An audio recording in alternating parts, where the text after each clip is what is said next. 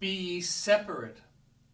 The Christian, while in the world, is not to be of the world. He should be distinguished from it in the great object of his life. To him, to live should be Christ. Whether he eats or drinks or whatever he does, he should do all to God's glory. You may lay up treasure, but lay it up in heaven, where neither moth nor rust doth corrupt, where thieves break not through nor steal. You may strive to be rich, but be it your ambition to be rich in faith and good works. You may have pleasure, but when you are merry, sing psalms and make melody in your hearts to the Lord, in your spirit as well as in your aim. You should differ from the world, waiting humbly before God, always conscious of his presence, delighting in communion with him, and seeking to know his will.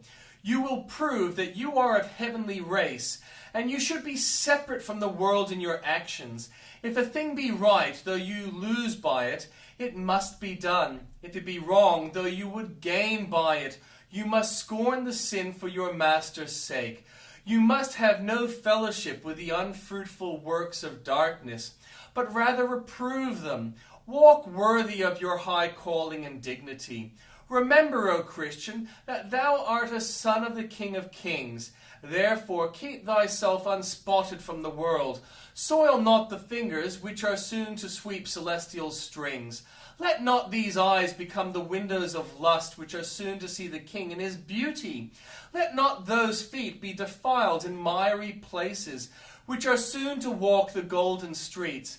Let not those hearts be filled with pride and bitterness which are ere long to be filled with heaven, and to overflow with ecstatic joy. Then rise my soul and soar away above the thoughtless crowd, above the pleasures of the gay and splendors of the proud, up where eternal beauties bloom and pleasures all divine, where wealth that never can consume and endless glories shine. Lead me, O Lord, in thy righteousness because of mine enemies. Very bitter is the enmity of the world against the people of Christ.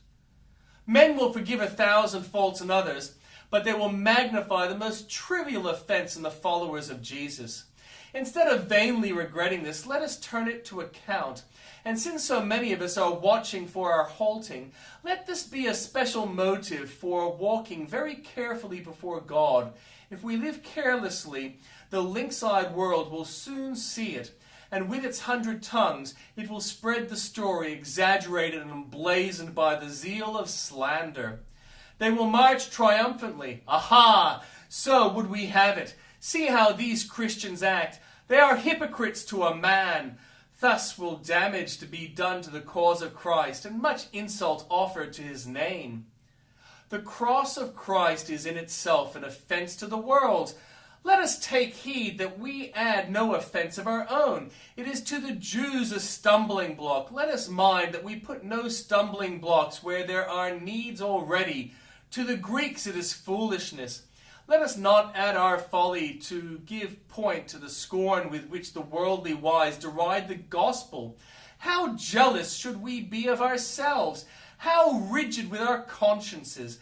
In the presence of adversaries who will misrepresent our best deeds and impugn our motives where they cannot censure our actions, how circumspect should we be?